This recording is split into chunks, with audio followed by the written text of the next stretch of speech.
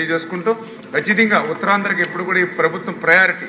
మొన్ననే వారం రోజుల క్రితం ముఖ్యమంత్రి గారు కూడా ఒక రివ్యూ మీటింగ్ పెట్టి అందులో చాలా క్లియర్గా ఉత్తరాంధ్ర అంటే ఆ ప్రజల యొక్క రుణం తీర్చుకునేటువంటి విధంగా మనం పనిచేయాలని చెప్పి ఆ ఉత్తరాంధ్రకు సంబంధించి మొన్ననే ఏదైతే ఈ యొక్క రమణమూర్తి గారు చెప్పినట్లుగా వంశధార కానీ తోటపల్లి కానీ ఇట్లా ఏవైతే గత 20-30 సంవత్సరాల నుంచి నిలిచిపోయినటువంటి ప్రాజెక్టులు ఏవైతే ఉన్నాయో వాటన్నిటిని కూడా ప్రయారిటీలో పెట్టుకుని నాకు 2 సంవత్సరాల్లో ఈ ప్రయారిటీలో ఉన్నటువంటి ప్రాజెక్టులన్నీ కూడా పూర్తి చేయాలి అనేటువంటి విధంగా అంటే ఏదైతే వంశధార ఫేజ్ 2 అండ్ స్టేజ్ 2 కానీ తోటపల్లి ప్రాజెక్టు కానీ తారకరామ తీర్థ సాగర్ కానీ ఆఫ్షోర్ రిజర్వాయర్ కానీ అదేవిధంగా ఇంటర్లింకింగ్ వంశధార నాగావళి కానీ జంజావతి కానీ ఇంటర్లింకింగ్ ఆఫ్ ఏదైతే నాగావళి చంపావతి కానీ మరి అదేవిధంగా మడ్డు వలస కానీ ఇట్లా ఇవన్నీ కూడా ఆయన ప్రయారిటీ ఇచ్చారు అధ్యక్ష.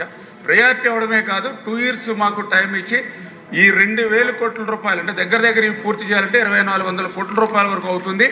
ఇది మొదటి సంవత్సరం 1,000-1,200 కోట్లు, నెక్స్ట్ ఇయర్ 1,000 కోట్లు పెట్టి ఈ 2,000 కోట్ల రూపాయలు ఉత్తరాంధ్రకు పెట్టి ఒక 2 years లోపల 20-30 సంవత్సరాల నుంచి నిలిచిపోయిన పనులన్నీ కూడా పూర్తి చేయాలని ముఖ్యమంత్రి గారు కూడా మరి ఆదేశించడం జరిగిందని చెప్పేసి కూడా మరి తెలియజేసుకున్నాం. అదేవిధంగా ఎర్రమండలం లిఫ్ట్ స్కీమ్ కూడా ఉంది అధ్యక్ష. ఇందులో ఖచ్చితంగా ఆ ప్రయారిటీ ప్రకారం 2 years మేము టైం బాండ్ పెట్టాం.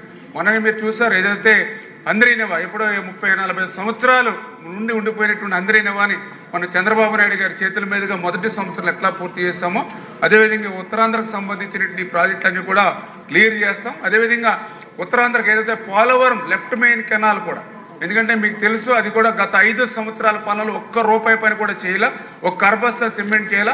కానీ ఈ సంవత్సరం 1,200 కోట్ల రూపాయలు పెట్టి అనకాపల్లి వరకు కూడా నీరు తీసుకెళ్లేటువంటి విధంగా ఉత్తరాంధ్రకు కూడా ప్రయోజనాలు చేకూర్చే విధంగా పనిచేస్తున్నాం అధ్యక్ష.